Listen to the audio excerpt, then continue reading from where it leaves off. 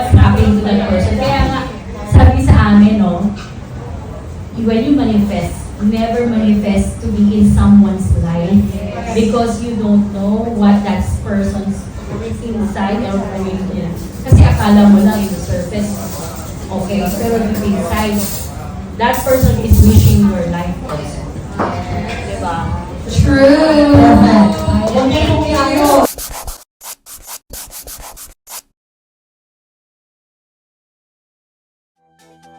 I'm excited to tell you that I've been a guest panelist in Tag 91.1. This is a Filipino radio station in Dubai and this is their launching of Tag on the Mic na kinikater ang self-love, self-care for mothers out there, especially in Dubai. So since maaga kaming dumating, I took a liberty to take a photo, take a video of the setup and the people and the audience, yung mga nanalong participant dun sa Tag 91 for the Tag a Mom, She Tag a Friend. Meron akong mga kasama as a guest panelist, which is si Grace Soriano and si Melon. And then after that, binibriefing na kami. And here, it's about to start and preparing and this is now the actual start na nagpapakilala sila. Ako naman po, yung show bago niya. So, taghali nga, 10 a.m. to 2 p.m. naman. Ako naman po, after ng show niya, bakit pa hindi ano natin? Actually, yung ano So, after that break na, Grabs, are you ready, Machis? Eto na nga. Kasama ang mga dining vouchers from, of course, Max's Restaurant.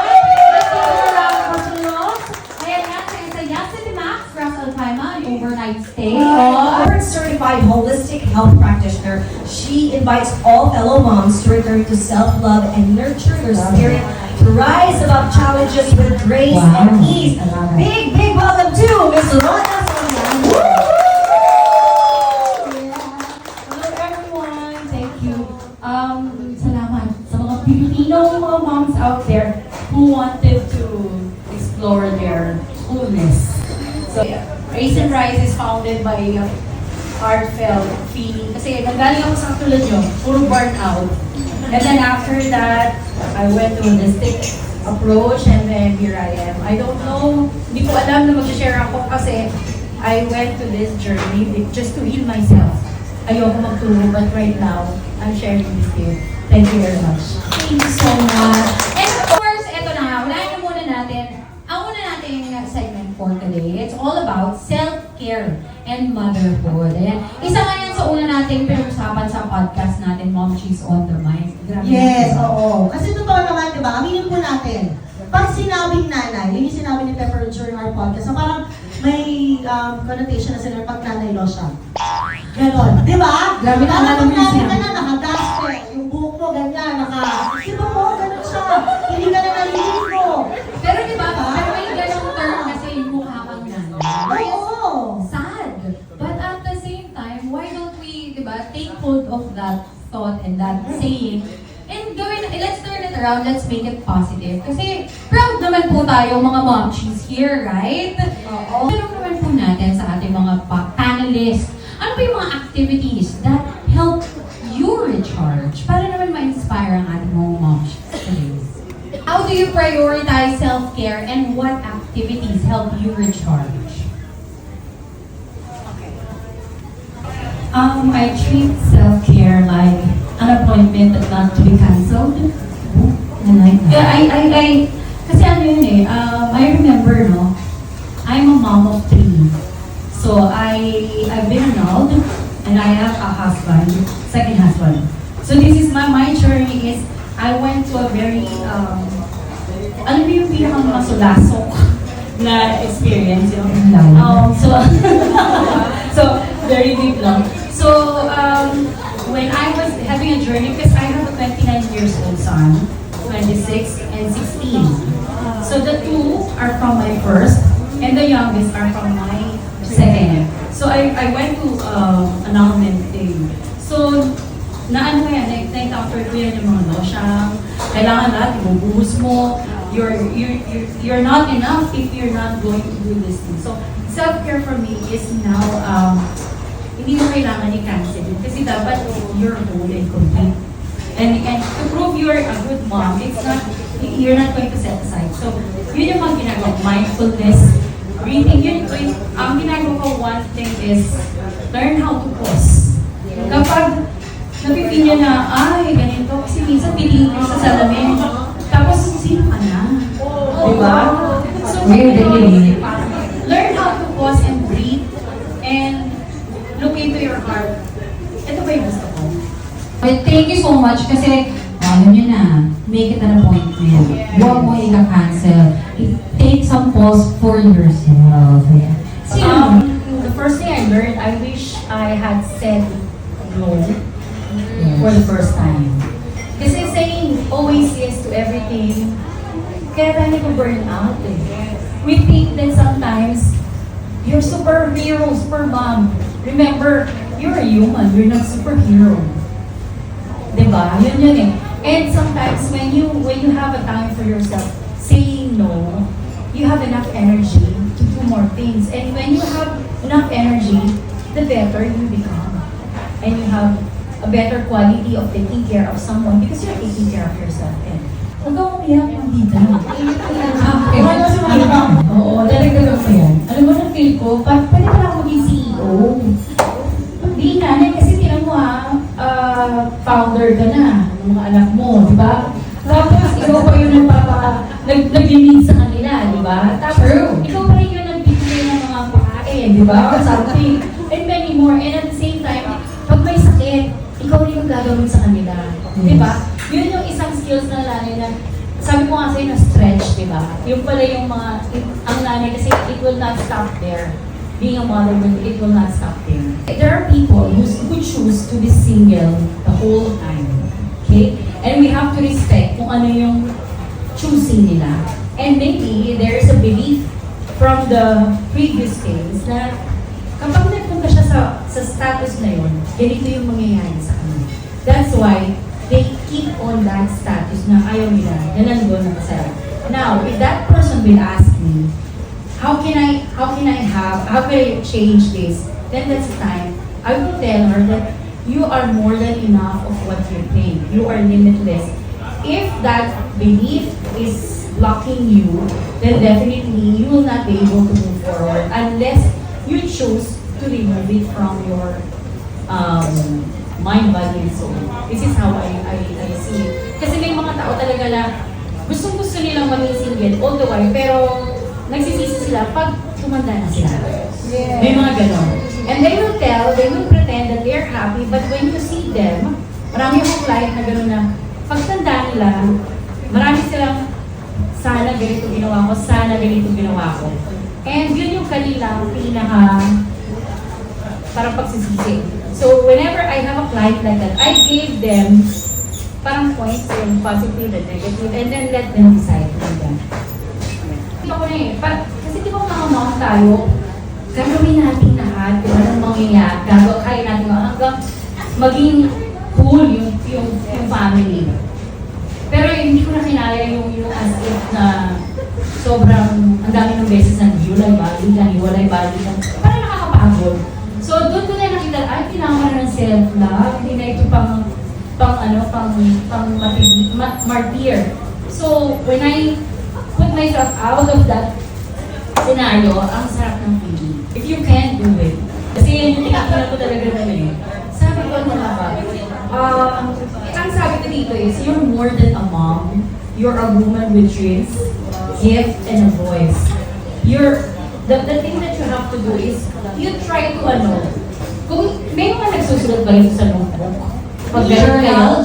Yeah, journaling. Pag galit kayo, isulat nyo. Pag natutuwa kayo, isulat nyo. Gagawin yung practice kasi yung ginawa ko nun.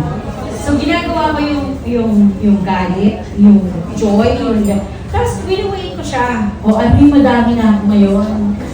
Oh my God, madami ako nito. Kailangan bawas. So, anong konti? Ganit ko to. Ano yung dapat mong gawin? Ganun yung gagawin mo dapat. Kasi minsan, ako kasi I'm not into balance. I'm into rhythm. Kasi there are things na mas kailangan tayo ng mga anak natin. Lahat full mom mode tayo. Yes. Diba? Tapos, wala wala ka muna ayos, wala ka muna ganyan. Tapos may tayo naman, full, ano tayo, wife. Di ba? May mga ganon. Tapos minsan wala naman sila para, di ba? Me time ka ngayon. Yung kung ano yung rhythm ng nandun ka, dun ka bumalanse. Yun yung parang harmony and rhythm of life being a mother. Yun yung ginagawa ko. Now, nalaalala, na parang, yun yung, siguro kaya pinagdaanan yung mga karumal-dumal kong ilalim mo naman,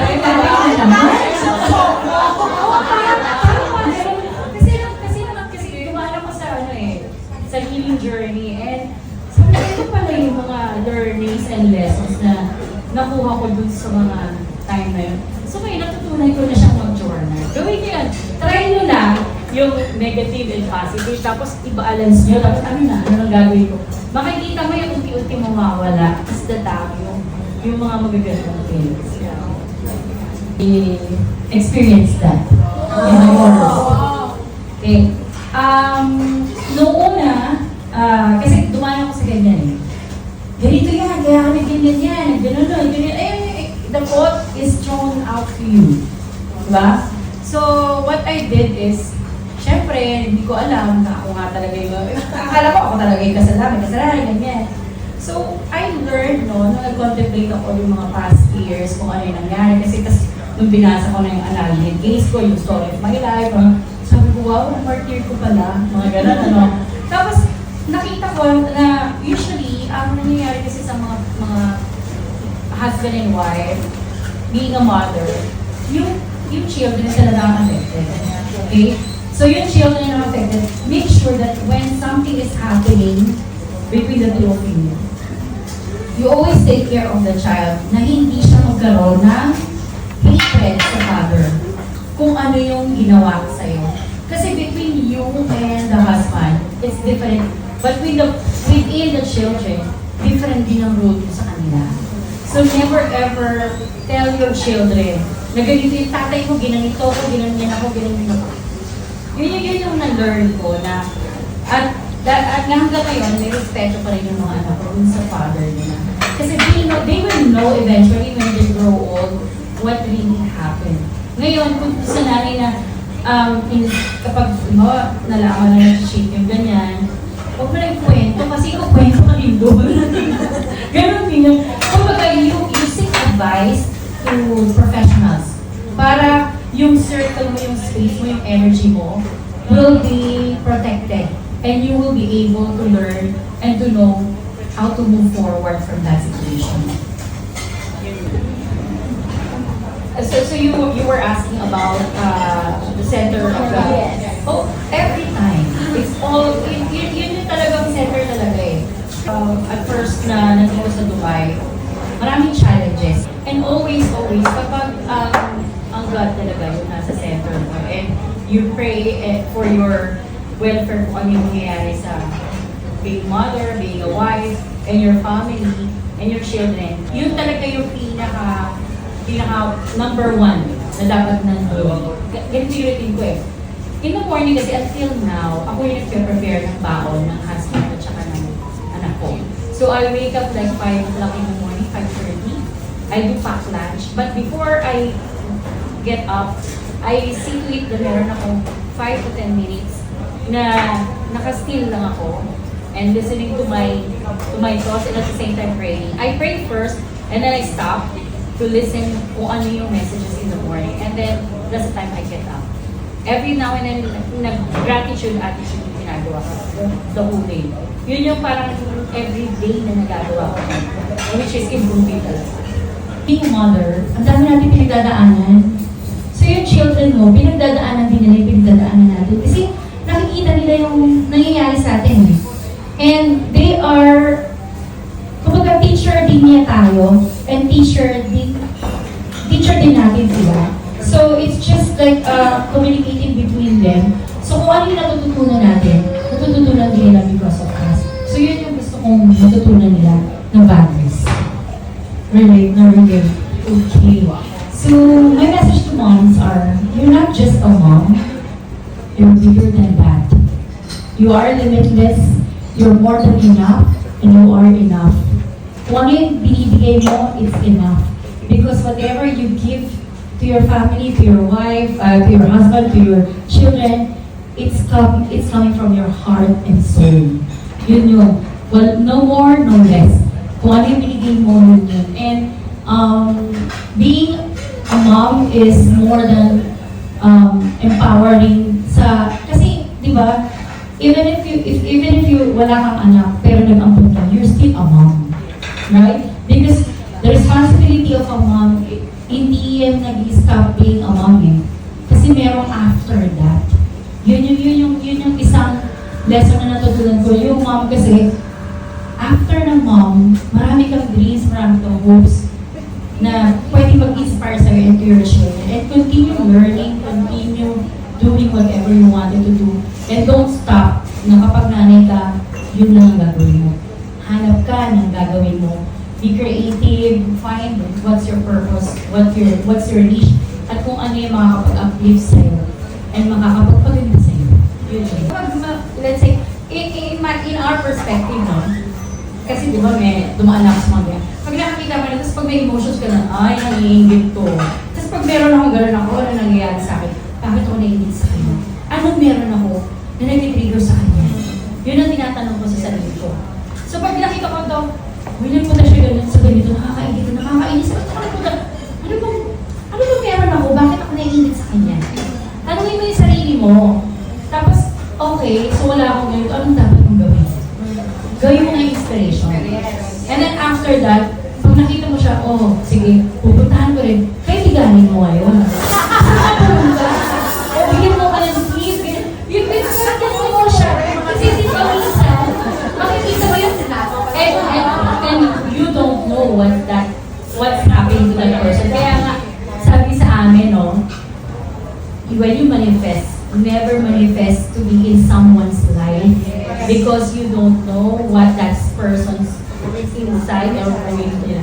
Kasi akala mo lang in the surface, okay, pero deep inside, that person is wishing your life also. Diba? True. Huwag na yung i-report yung page. Report. Are you happy being protective with them? Yes, ma'am. Kasi kung Overall, above all naman po ma'am, meron kaming magandang community or magandang relationship ng mga kids ko. At saka, yung respect naman po nila mo. when you have something na nangyayari sa ganun, ano, kunyari, merong gap between, may parang, ay, hindi natin pwede share kay mami ito, kay daddy lang. May mga ganun, diba? May ganun. Ask your children na maging comfortable sa'yo. Ano yung, tanongin mo sila on the level na children sila. In the level na wala yung mom ka, diyan ka. Tanongin mo sila, oh, napapansin ko, meron ba akong pagkukulang? Bakit hindi mo sinishare ito? Tanongin mo, in a level na hindi ka superior sa kanila. Kasi the children tends to hide something. If they are afraid, or if they're scared, or hindi nila alam kung anong gagawin nila. Yun lang yung tatlong yun. Pero wala silang intention na itago sa inyo. It's just that they are fearful na baka pag nalaman is magalit. Yun. So yun yung advice ko. Go in a level na stress kayo. Na wala kang superiority sa kanila. Kasi ganun yung ginagawa ko sa mga, kasi parang nanganak ako 21. So ngayon may 29 ako, parang kaidara ko 30. Tapos nasa 50 na ako, di ba? So parang kalebo siya. Ako nga yan ang pinakamatanda sa inyo. Hindi na pala ako. Parang ganun. Basta go down to the level na parang barkada mo lang. Kasi doon sila mag-start mag-kwento. I guess that's about it for us. Thank you again, Miss Rhoda, Miss Quiz, Miss Melon, for your time and your insights today. Thank you, Mama. Pwede mo ba one? Ayan, isang picture lang po kami muna and then lahat tayo. Siyempre, excited to have a picture with the host of Tag 91.1.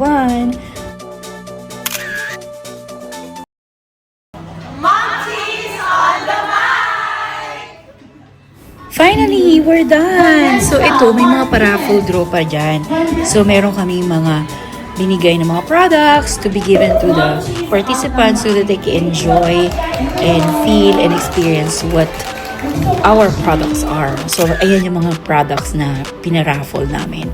And then, yan. So, you can see how happy we are, how connected we are, unveiling the true essence of moms, unfiltered ones, unfiltered voices ng moms nung nagdi-discussion kami. And of course, I'd like to thank my husband for full support. Again, thank you for watching. Salamat!